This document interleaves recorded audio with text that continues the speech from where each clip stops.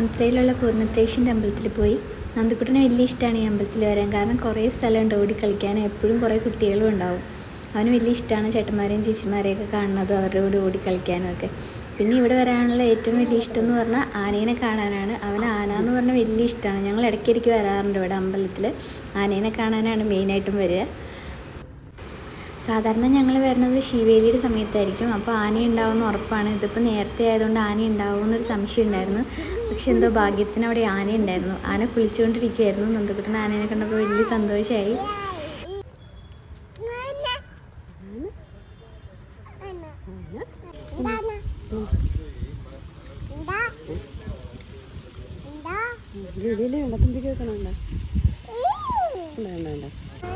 സാധാരണ ഇത്ര അടുത്ത് നിന്ന് ആനേനെ കാണാൻ പറ്റാറില്ല. കാരണം ആന എഴുന്നേറ്റ് നിൽക്കില്ല. അപ്പോൾ നമുക്ക് ചെറിയ പേടിയുള്ളതുകൊണ്ട് നമ്മൾ ദൂരെ നിന്ന് കാണാറ്. ഇപ്രാവശ്യം ആന കുളിക്കുമായിരുന്നു. അങ്ങോട്ട് തിരിഞ്ഞ് കിടക്കുന്നതുകൊണ്ട് നമുക്ക് കുറച്ചും കൂടി അടുത്ത് നിന്ന് കാണാൻ പറ്റി. നന്ദുക്കുട്ടന് വലിയ ഇഷ്ടമായി. ആന ചെവി ആട്ടണ പോലെ ചെവിയൊക്കെ ആട്ടുന്നുണ്ടായിരുന്നു അവിടെ നിന്ന്. ആനയെ കണ്ടപ്പോൾ നന്ദുക്കുട്ടൻ്റെ സന്തോഷമൊക്കെ കണ്ടിട്ട് അവിടുത്തെ പാപ്പാൻ ചോദിച്ചു ആനേനെ തൊടണമെന്ന് ചോദിച്ചു. അത് വലിയ ഭാഗ്യമായി. അപ്പോൾ നന്ദുക്കുട്ടനും അമ്മമ്മയും കൂടി ആനേനെ തൊടാൻ പോയി. പയ്യെ ഒന്ന് തൊട്ടൊക്കെ നോക്കി. നന്ദുക്കുട്ടനാണെങ്കിൽ വലിയ സന്തോഷമായി ആനേനെ തൊട്ടത്. ഞങ്ങൾ ഇതിനു മുന്നേ ഒരു അമ്പലത്തിൽ പോയിട്ടുണ്ടായിരുന്നു ആനേനെ തൊടാൻ പറ്റും എന്നൊക്കെ പറഞ്ഞ്. പക്ഷെ അവിടെ തൊടിയിപ്പിച്ചില്ല. ഇവിടെ തൊടാൻ പറ്റുന്ന ഒട്ടും പ്രതീക്ഷിച്ചില്ല. നന്ദുക്കുട്ടൻ ആനേനെ തൊട്ടത് എന്ത്? നന്ദുക്കുട്ടനോട് ആന പറഞ്ഞത് എന്ത് പറഞ്ഞു ആന?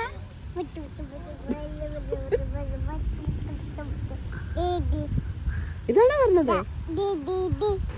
നന്ദുക്കുട്ടനോട് ആന എന്തോ ഒക്കെ പറഞ്ഞിട്ടുണ്ട്, എന്തോ വലിയ കാര്യമായിട്ട്. പക്ഷെ എന്താ പറഞ്ഞതെന്ന് നമുക്ക് മനസ്സിലായില്ല. ആനയെ കണ്ടുവന്ന് നന്ദുക്കുട്ടൻ കുറച്ച് നേരം ചേട്ടന്മാരെയും ചേച്ചിമാരെയും കൂടെയൊക്കെ ഓടിക്കളിച്ച്. സന്ധ്യ ആയപ്പോൾ ചുറ്റുവിളക്ക് കത്തിക്കാൻ സമയമായി. അപ്പോൾ നന്ദുക്കുട്ടനും അമ്മമ്മയും കൂടി എല്ലാവരുടെയും കൂടി ചുറ്റുവിളക്ക് കത്തിച്ചു കുറച്ച് നേരം. നന്ദുക്കുട്ടൻ ആദ്യമായിട്ടാണ് ചുറ്റുവിളക്ക് കത്തിക്കുന്നത്. അപ്പോൾ അതിൻ്റെ ഒരു സന്തോഷമൊക്കെ ഉണ്ടായിരുന്നു. മേലിലത്തെ വിളക്ക് അവിടെ അമ്മമ്മേനോട് പറയുമായിരുന്നു മേലിൽ കത്തിക്കാനുണ്ടെന്നൊക്കെ പറഞ്ഞ് അവൻ ഇഷ്ടത്തോടു കൂടി കത്തിച്ച് കുറച്ച് നേരം.